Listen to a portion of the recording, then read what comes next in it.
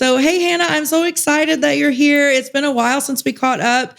Those of you that are tuning into the show, Hannah is a past client of mine. We worked together over a year, quite a bit over a year, and we became great friends in the process. We still stay up to date with each other on Instagram. And so, Hannah, I want you to just introduce yourself and tell the listeners who you are and what you're all about.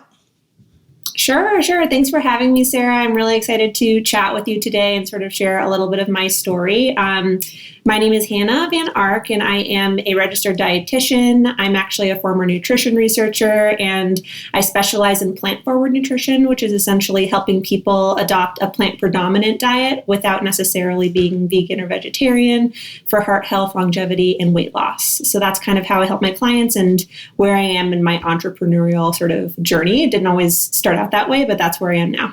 So I want to talk about plant-forward because I have lots of different types of people, women, entrepreneurs that listen to the show. And, I became an RD in 2006, and this whole plant forward, plant based, like it really wasn't a thing. You know what I mean? And even if it was like starting, I don't feel like I learned a lot about it in college. And I feel like a lot of people in the world don't even know what it is. So I thought we could talk for a couple of minutes about how you got into the whole plant forward lifestyle and coaching and what your thoughts are on it and why you're so passionate about it. Yeah, Sarah. And to your point, I really think that there are kind of like these cyclical kind of things that happen in nutrition where in one moment, like paleo is really popular. Yeah. And then in the next moment, it's like plant-based or 100% vegan. And then I think now we're kind of like recirculating to like the carnivore diet. And so the pendulum swings a lot. And what I have found is that from why I'm personally so passionate about a plant-based lifestyle has more to do with the impact on long-term health while helping people achieve their short-term goals. So as I mentioned, I'm actually, before I became a dietitian or even was involved in nutrition, I was involved in physiology and neuroscience research that had to do with heart health and looking at the best ways to prevent heart disease later in life. And so we started out where I was doing research in this field, and we ended up shifting towards nutrition as an intervention. And so that's kind of how I became interested in nutrition, was from kind of a backdoor way. Now, when we were looking at nutrition in terms of an intervention for those kinds of things, we found all over the world and in our studies that are like randomized controlled trials that predominantly plant-based diet, meaning, 80 to 90% of calories coming from plants, was what actually produced these great long-term health outcomes. And I also specialize in weight loss, and it's also a really great way to lose weight because these diets tend to be lower in calories and higher in fiber and more satisfying and satiating than diets that are heavy in animal products. So that's kind of how I kind of came into it, was from the research perspective and just the evidence. But even more than that, like it just makes me feel so good to eat that way, and it makes my clients feel so good to eat that way. Our digestion is improved, and there's a lot of great, anti-inflammatory, like antioxidants and polyphenols in these foods. So that's kind of where my clients end up really falling in love with this lifestyle and why I promote it. But it wasn't always that way. I mean, I started out going to nutrition school. I was completely on the paleo train. And that was because of, at the time, it was around 2010, that was like dominant culture was like all about paleo. And so I definitely did a flip-flop once I actually read into the research a little bit more in terms of what's the greatest impact that we can have on our health. Yeah, I love that. And I think too, it speaks to the evolution of us as practitioners, as entrepreneurs. Like, come on, we're not going to stay the same. Our thoughts, our, mindset, all of it evolves, and it's okay to evolve over time.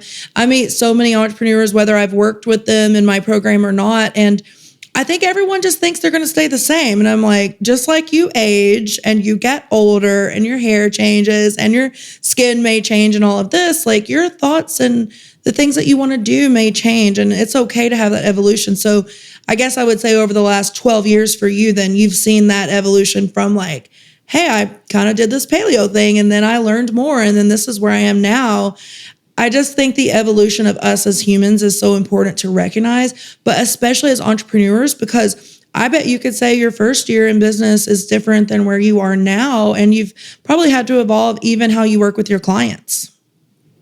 Yeah, absolutely. I would say that that's true. And, there's also not necessarily a one size fits all. I always like to emphasize that. And the same is true for nutrition as it is for business. And I remember working with you, Sarah, and you taught me so many good strategies to essentially go with what works and be really sensitive to the trends that you're seeing in your own business. And that has been something that I feel like has helped me evolve my business in a really sensitive and in tune way, as opposed to being really fixated in the thing that worked maybe 6 months ago might not be as effective now. And so just like you said, like we need to continually be paying attention and evolving the business to sort of suit the need of our business right now and what's working for our clients, what's working for ourselves and for gaining clients and all of that stuff. So there's definitely been an evolution on the business side too, I would say. Yeah, you got to be flexible. And I talked so much recently with some of my clients in the program now about this whole evolution of Instagram. And I'm like,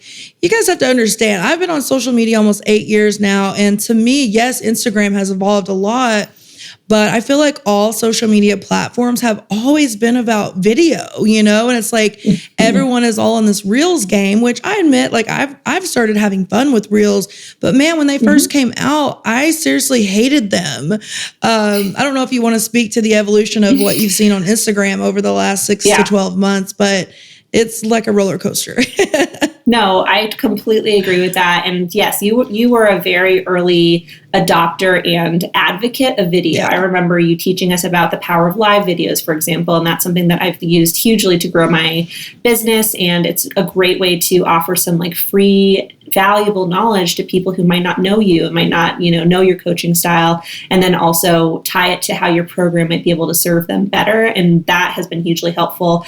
As far as like Reels go, I was in the same boat. I was very comfortable with my carousels and my side-by-side posts and my infographics and those sorts of things. It was a little bit at first was a little bit easier to do that way. Now that I've actually adopted almost 100% Reels, it's a lot easier for me to create Reels, and it takes less time than those initial graphic posts did for me. But they just work better, and Instagram has since announced recently, to my knowledge, that they really do want to be a video platform. Of course, this is to compete with TikTok and, all of that stuff, but we got to kind of lean into it. And the way that I see it is that as an entrepreneur, you can't really be stuck in your ways. You have to really, if you choose this lifestyle, you have to understand that you're in this game and the game doesn't play by your rules. You have to basically, work with what is the systems within that you operate within in order to succeed. And that's okay. Like you can create the life of your dreams by doing that, but you actually do have to pay attention to trends. If you want to be an Instagram, dietitian or somebody who finds their followers on social media, the first thing, the most important thing is that you have to have a service-oriented mindset where you want to offer and you want to help. Like that's the very first thing. But other than that, you got to reach people. And so it's one of those things where I might not have loved Reels when they first came out, but I found it to be very valuable in shifting my mindset to be more service-oriented. I'm like, okay, how am I truly going to find the people that I want to help and that need my help?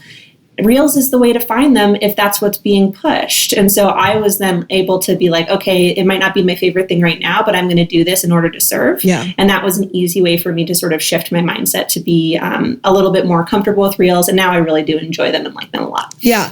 I was the same way. I started out with Caitlin, my social media manager. She's like, can we just do 3 Reels a week? And I'm like, ah. So I was just like so annoyed. And because I felt like I had to do them a certain way, and it's just like your coaching, right? You can adapt your own style. You can play with things. You can have trial and error. And I feel like that's with social media too. But you made a good point that you're going to have to get on the train. If you want to build a business, there's multiple ways. I mean, obviously you can have in-person referrals and networks as well. I know you've done some of that over the years, collaborations, et cetera, but like, you got to get on the train. If Instagram says something or Facebook says something, like, you got to roll with it and find the easy ways to evolve and play around with Instagram, just like you play around with your coaching. So I think that's an important point.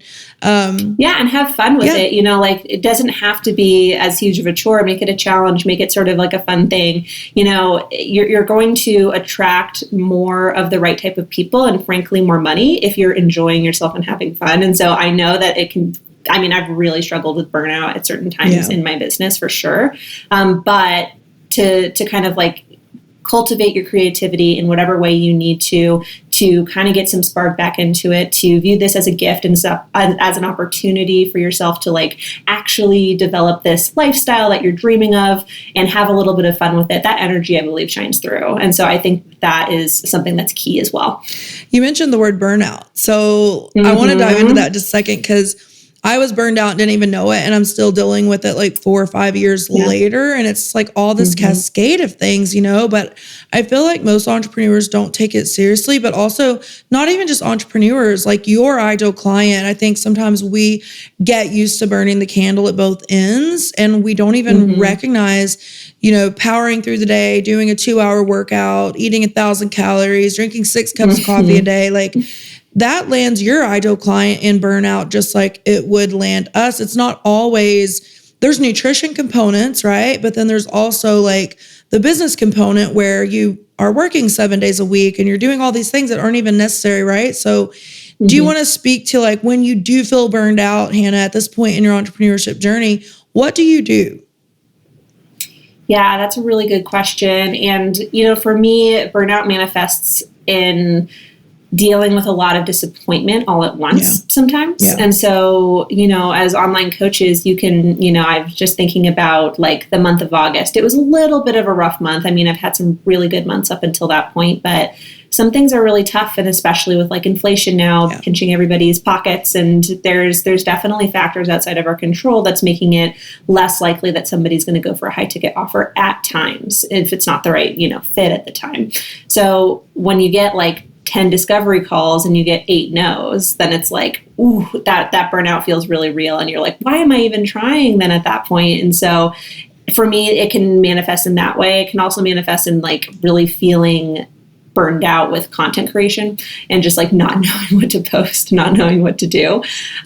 So a couple of things that I do in order to shift my mindset. Again, I'm a big fan of like returning to your why. I'm a big fan of focusing on service. And I know you are too. Yes. And a big thing that helps me is to basically say, if somebody says no and it's not the right fit for them, I don't take that personally. I take that as this is somebody who doesn't value what I have to offer enough right now to go for it. And maybe they need me or maybe they don't. And I want to be there to serve the people who value me and need me and that I can help. And if that's not that person, then that's okay. And so I think that a little bit of it is self-talk and being like, okay, like there's always going to be more clients. And that has been a huge thing, is to adopt an abundance mentality when it comes to my business. That helps me to combat burnout because it can feel frustrating in the moment, but when you adopt that abundance mentality and say there's enough for everybody, there are people who need me and want to work with me, they're gonna, you know, come out of the woodwork here soon. It can be tough to believe that at times. Right. And there have been many times where I look back and I'm like, I don't think I'm ever going to get another client. And then of course it always happens where somebody says you're the perfect fit for me, you know, and that always like kind of boosts my spirit. So I think that some of that self-talk and really focusing on the abundance mentality can help me. The other thing that can really help me is to understand what cultivates my creativity. And this comes especially with content creation burnout. Sometimes I just have to give myself permission to work a little bit less in order to create more space in my life to feel more inspired. And that seems counterintuitive sometimes to people, but you know, when it comes to content creation, it really has to come from a place where sometimes you're not even focused on your business. Like I get my best ideas for content when I'm like taking a bath or out on a hike. I love the outdoors. Yeah. I live in Colorado. I love the outdoors. My husband and I and our dog, we are always hiking and going to the mountains and things like that. This is essential time for me, even if I'm not focused, you know, directly on my business. I'm focused indirectly on my business because I'm allowing myself to experience things that I enjoy that infuse me with creativity and kind of rejuvenate my spirit. And I can then come back stronger. So I think that taking time and like not, if you feel like you're struggling to work, sometimes doubling down and working that much harder isn't always the answer. It's actually okay to step back and to take a little bit of rest sometimes. And that can really help, in my opinion. Yeah. Well, it's a whole conversation of self-awareness. You know, you've become very self-aware of what motivates you, what drives you, when you need to take time off, when you need to go out for that hike with your husband and your dog, when you need to turn off your social media for a day or two. But I think in the first year of entrepreneurship, what I've noticed for myself, my first year, it was hard to do that. And I think it's hard for people in their first year, 6 to 12 months, to really understand that business comes in cycles. We can't be on all the time. You've been around the block long enough to say, you know what? My business isn't going to just fall apart. I've done all this work. I'm going to continue to do the work. Like you said, it's really hard when you get a string of no's in a row. Trust me, I get strings of no's too. Like my business, isn't immune to it. And I think the more real and honest I can be with you guys, that I get no's just like the rest of you. It's just a different style of business and been doing it longer. And you tend to let those no's kind of roll off your back, because you can start believing abundantly that, you know what, those just aren't my people and the next ones are coming. But I think it's important that whoever's listening or watching the show today understands self-awareness in entrepreneurship. Like, I've become increasingly aware that there's literally only 2 weeks out of the month where I'm going to be worth anything for content. And I've just figured it out on my calendar, Hannah. So what I do is I will block that time off when I know I'm not going to feel like doing videos. And then when I do feel like it, I just batch record a bunch when I'm at my most energetic self, And I know you're really organized like that as well. Do you have any tips on what you do to like have your energy or high energy days, really utilize those to the full capacity? Absolutely. And I have a really funny story about this, because I'm a huge fan of like batch creation too. I basically don't take any I've structured my time in my week such that I don't take any calls typically on Mondays or on Fridays. And so the idea was that on Mondays I would get ready for the week and kind of get everything I need to get done. I take some calls on the rest of the week, and on Friday I would do all of my content creation. This turned out to be a terrible strategy for the way that I operate, because I was burned out by Friday. And so Friday no longer became content creation day, because I have so much flexibility working for myself and running my own business. I ended up just taking that day off. And then Monday would come around and I wouldn't have anything, and I would be like scrambling, and it would be stressful, and I'd be worried about it all weekend. So I shifted it. So now what I do is Friday is my catch-up day, where I kind of like, if there's anything that really needs to get done, then I'll get it done on Friday, because I can do administrative work when I'm a little bit more burned out and less creative. Then I have the weekend to be able to rejuvenate and, like I said, really just like connect with myself. I really don't do social media on the weekends, maybe about an hour or two on Sundays if I really, really need to. But I don't do any on Saturdays, and I don't even post stories. I'll post them all on Monday if I have fun stuff to share. I'm very strict with that, just so that I can have that rejuvenation time. And then I plan all of my content from Monday through Monday on Fridays. Then I record all of my content for Monday through Monday on Monday. Does that make sense? Yeah. So basically Friday is when I plan, and then I have the weekend to refresh and enjoy and not have to worry about what I'm going to sort of create in terms of my content. I've already planned it. And then on Monday is when I record and when I edit and when I caption and all of that stuff. And then I have from rather Tuesday through the following Monday of content created. And it's because I come back refreshed after the weekend that I feel capable of doing that.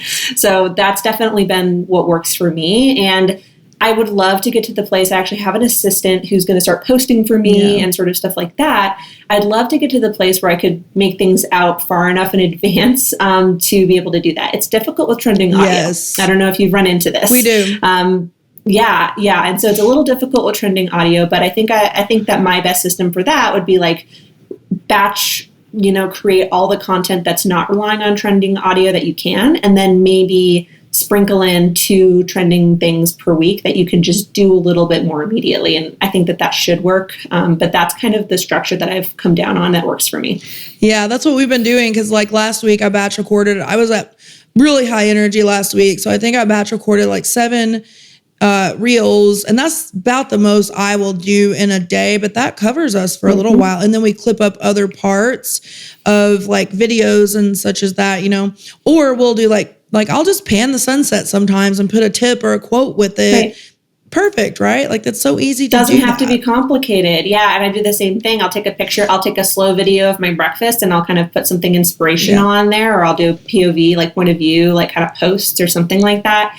And that's content, you know, and I post 6 reels a week. That's kind of like my structure that I've been doing. I just don't post on Saturdays. So to do that too far in advance, I think it would be too much burnout. 12 reels at a time for 2 weeks of content, that would be like too much. So the weekly thing has been working really well for me. I just have to do it on Mondays and not Fridays. Otherwise I will not get it done. Yeah, I'm the same way. If I procrastinate anything till Friday, because that's like what I figured out was my ideal week. Like I just want to do Monday through Thursday, do a few little like you said, admin things on Friday, take the whole day off if I want to, Friday, Saturday, Sunday.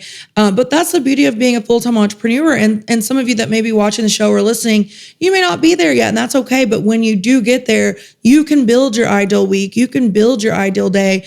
I have friends that are entrepreneurs that actually prefer to work Saturdays and Sundays. Not me, because that's the time I want for my family and things like that. But, you know, there are entrepreneurs out there, single, no kids, like that's when they prefer to work. That's what they want to do. So I think what's cool is just the whole self-awareness discussion, Hannah. You're bringing up such great points. Not only for your clients, they need to be self-aware of their own schedule for things like meal prepping, you know, like I think it's all full circle. No matter what we do, we have to be self-aware. When are we our most energetic self? When are we, you know, having the time to do it? Like what's our ideal week and schedule look like? And then be willing to tweak that from week to week or month to month, right? You didn't figure this all out in 1 month as a new entrepreneur. You figured this out over time. And I think that's important that you've been willing to evolve. Yeah. And self-awareness, like truly super important, because not just like none of your everybody listening, no two clients are alike. Right. You know, everybody has a different schedule. Everybody has different preferences. Everybody has a different personality.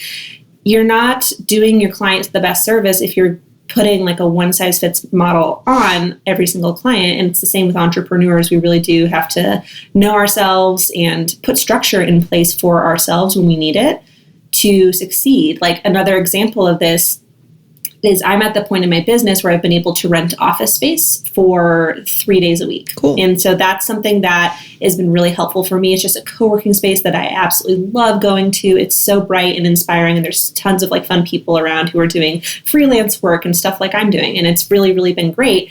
I've realized that on Tuesdays through Thursdays, it's better for me to go into a physical location, get dressed and go in, and not, you know, necessarily. And that's not the case for everybody. Yeah. But I feel my most productive when I record on Mondays, when I do work from an office space, you know, Tuesday through Thursday.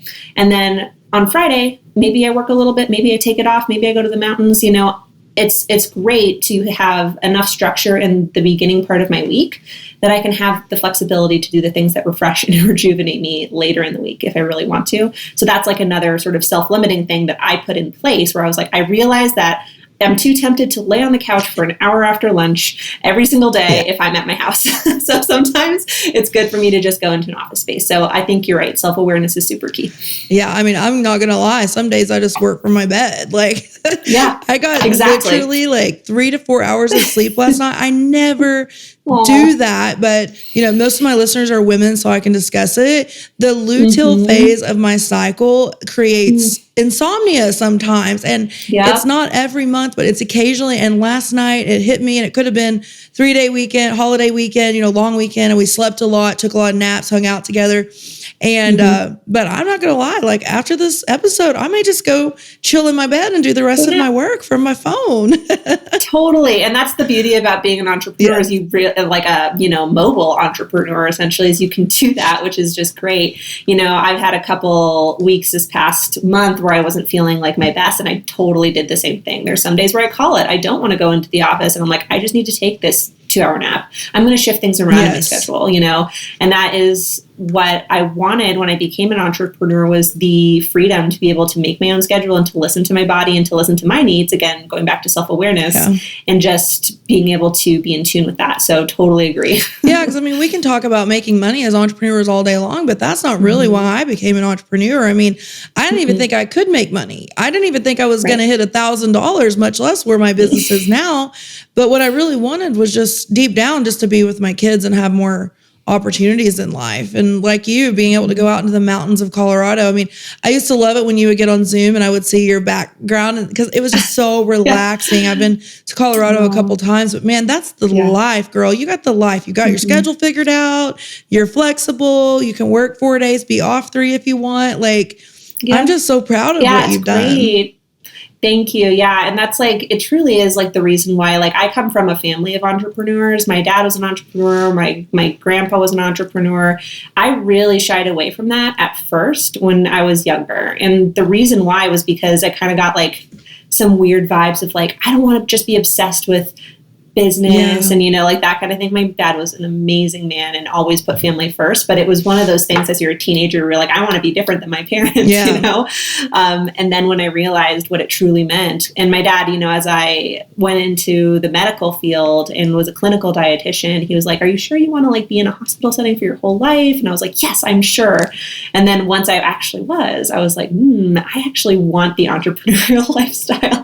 And so I totally 180'd, and it's because of that freedom and the location freedom. And, you know, my husband is a hunter. He's going to go up, and for the month of September, he's going to go deer hunting. And so we're going to spend the month of September every weekend for 4 or 5 days up in the mountains. And we're going to be in a cabin, and we're just going to work because we can both work remote. And so that kind of experience wouldn't be available to me if I had this job tying me to one location. And I'm just really grateful for the freedom that entrepreneurship has really given me in that sense, where I can just spend time with my family, be in the places that I love, and still work and do meaningful work and serve people, which has always been my goal. Yeah, it's all a win-win. So, well, I got another question about some lessons. Yeah. Like, we've kind of talked through like dealing with no's and like the ups and downs and the evolution, but do you think there's another lesson, or do you think that pretty much sums it up that you've learned while being an entrepreneur? Yeah, you know, we have really talked about a lot of the lessons that I've taken away, but just to summarize sort of what those are, focusing on service over selling was the main one that really transformed my relationship with my business, as well as my relationship with my clients. I really can't overstate the importance of focusing and becoming very fixated and, within reason, obsessed with your client's success and doing everything within your power to make sure that they are empowered to change. This is not to say that you are responsible for your client's success. They have to put in the work. Yes. And so sometimes they will and sometimes they won't. But truly showing them that you care and having such a service-oriented mentality, this is something that I learned from you, Sarah. And this is something that I've learned from, you know, my dad as an entrepreneur and others in my life as well. Truly focusing on the service side of it brings you so much more joy. It brings your client so much more joy and success. And then through that, you just get a really good reputation in your space. I haven't had clients, you know, complain. I haven't had clients request refunds. I've had plenty of referrals. And that's a little atypical. I'm sure it'll come at some point. There's like a rite of passage once you get big enough as a business. But it's really because I try to really focus on their success and doing what I can to support them. Service over selling. And so if somebody's not a good fit for my program, I will not sell them my program. You know, it's you really have to be serving, and that's the first thing. The other thing is just keep evolving. And so that's like the second big lesson. And we talked about this to an extent, but things are changing, you know, in the industry. The coaching industry online is becoming more saturated. I mean, even from when I started a year and a half ago, because I started in like January of 2021, I want to say, even from there, it's definitely been changing a lot. And you just have to, you know, when in doubt, niche down even more and be more specific about who you're talking to. And I guess, like, you know, just really be willing to change and be willing to evolve with what needs to happen, like we talked about. And then I think like the very last thing that I was thinking about that I didn't get a chance to sort of talk about yet was overcoming the fear of judgment is huge. Big one. Big one. And I know that a lot of people experience this, and especially as dietitians, I think we experience it more from other dietitians than we do from trolls or people on the internet or anything like that. Like, I know for me, being in the weight loss specialty, but still valuing about a positive and healthy relationship with food, this was a tough one for me because I was constantly trying to toe that line between saying that the scale doesn't matter, but also recognizing that people have real health goals that they want to achieve. that the scale may matter to them, And so it was one of those things where it was really difficult for me to get my messaging on point, and I had to become more confident in my offer and the way that I was helping people. Part of that was seeing the transformations of my clients. My method gets really good results with my clients. They tend to develop a more positive relationship with food while losing weight. And so because of that, I was like, okay, so what I am doing is working. I'm doing what I'm saying I'm doing. I'm not a fraud, Yes. So I think that we have this like imposter syndrome sometimes that we're not sure if what we're doing is working. So that was helpful. But then also just like understanding that everybody's going to have a different opinion and that you need to just stand firm in what you believe is helping people the most and do it with integrity and not worry so much about what other people are going to think or say, as long as what you're saying is coming from a place of truth and integrity, as long as you're not stirring up controversy for no reason. And, Right. the things that I see people do online, sometimes that I'm like, it seems strange to me to try to do that and sort of try to get more attention by being so negative sometimes. As long as I'm not doing that, which doesn't, align with my personal values and business model, and I'm saying what I believe to be true and I'm helping people, then I'm just going to keep doing what I'm doing. Yeah, I love that. And we didn't bring it up the whole time. And in fact, I think this is the first interview that judgment issue has came up, because it's constant throughout my coaching. I mean, especially with different niches, and I work with tons of different types of coaches, but particularly like, we have our weight loss, we have our intuitive eating, we have our GI, we have I feel like everyone can coexist when it comes to dietitians specifically. But you're right about the negativity. I have gotten so much negativity about my fingernails on Instagram as my page has grown. I'm like, you guys have way too much time on your hands. People are starving, and I'm out here working to donate money to the starving world, and you're worried about the length of my fingernails. Get a life, But it's just little stuff like that. Like you said, like who even has time to put the energy in it? And everyone should just be, if you don't have anything nice to say, what's the golden rule? Don't say anything at all. But I think something really important that you mentioned about, is it your ideal client you're scared of being judged by, or is it someone that's a peer, or is it, these random trolls on the internet? I just clack my nails even more now because I'm like, hey, you can come show hate on my reel because you're just making it get more views. Thank you, Yeah, thanks for the engagement. Bye. Yeah, but I do feel like it's hard, especially in the first year as an entrepreneur. And it probably took me a couple years to really develop thick skin, that I was bold in my message because I knew it was in alignment with me and what I wanted to do and the person I wanted to attract.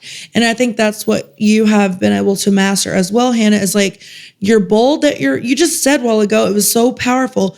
My program works.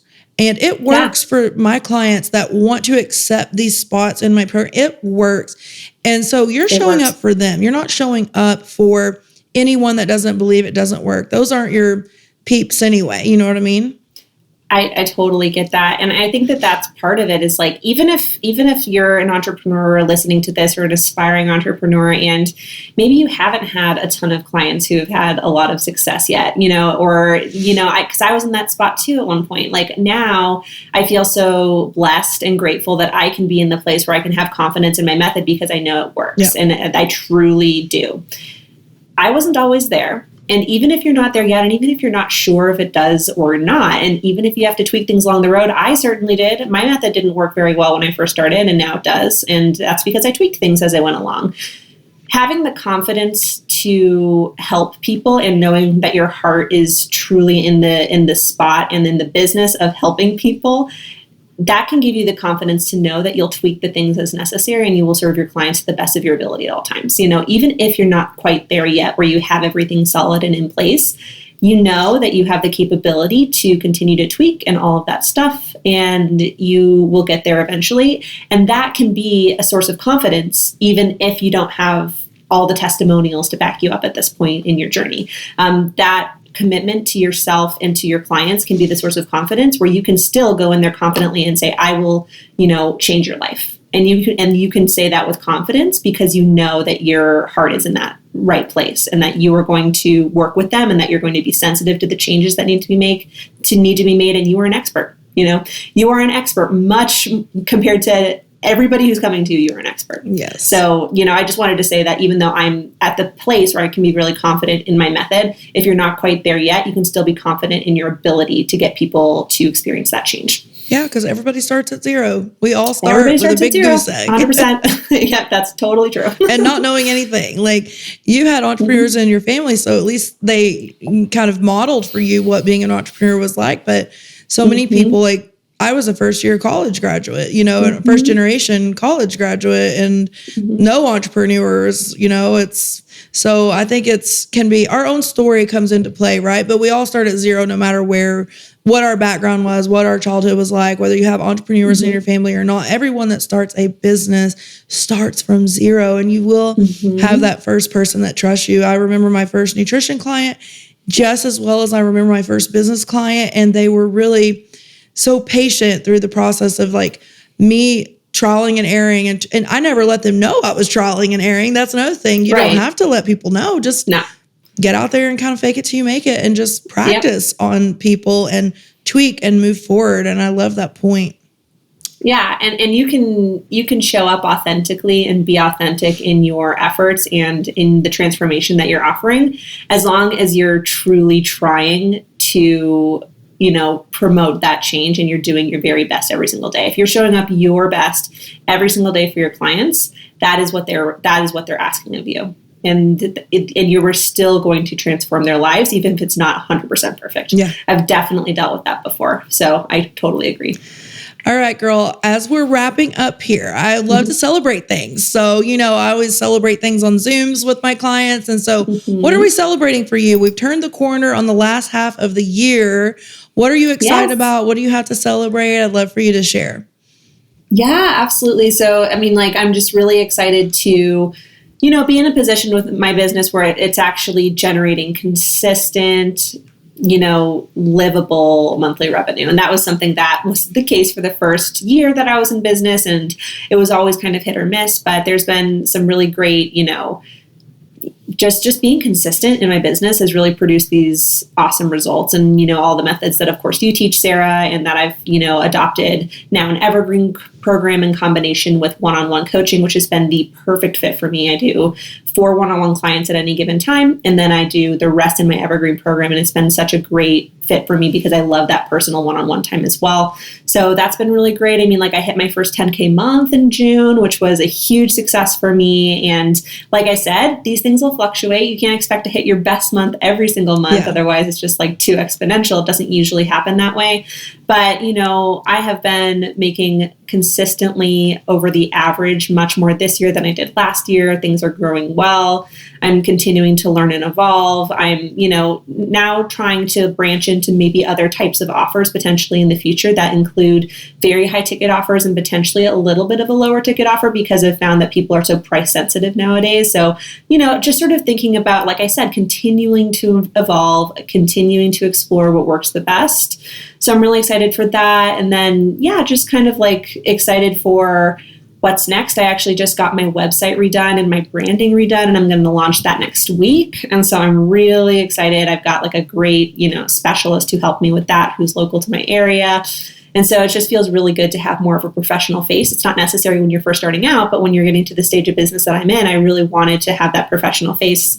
And then I've also been, tapping into my local community a little bit more from Boulder, Colorado. There's a lot of nutrition focus around this kind of area where I live. And I've, signed on to a local meal service company that's a vegan meal service company. And I'm reviewing, their recipes and collaborating with them on social media and tapping into more local clients here in my area, because that's part of what I wanted to do eventually, was serve my local area as well as people from all over the world. So just a lot of exciting things happening in the business right now, and just kind of like putting my fingers in all of these different pies to sort of see what works, see what I enjoy, and see what's serving my, client base and creating the life that I really want. So it's been really fun to experiment.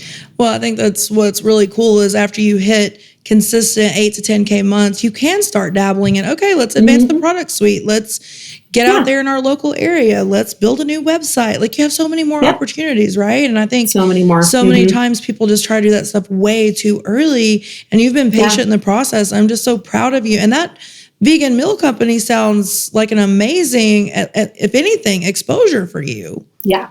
Yeah, it's totally. And that's like, of course, the hope is that like I'll get a bit of exposure from them, but then also just like learning how to collaborate with brands, which is something that I really hope to do in the future. And yeah, to your point, it's like it wasn't always possible for me to pour money from my business into the projects that I was really passionate about. It was like month to month for a while, just like paying my own expenses. And, but I was able to actually redo my kitchen all through my business over this last spring. And so I got a completely new kitchen for filming and all of the things that I love to do. And that was all through the business. And so it's a really, really cool, way to be able to advance all of these aspects of my business, but do it, in a way that's self-sufficient once you sort of hit that certain level. So many great things have come and hopefully are to come here in the near future as well. Yeah, well, that's exciting. We'll make sure and put everything down in the show notes of the episode today so people can find you and check out your awesome new website and check you out over on Instagram too. But I'm so thankful that you came on today. I've been missing seeing your face on Zoom and stuff. So it was great to connect. I'm so glad you're on the show today, and I really appreciate your time, Hannah.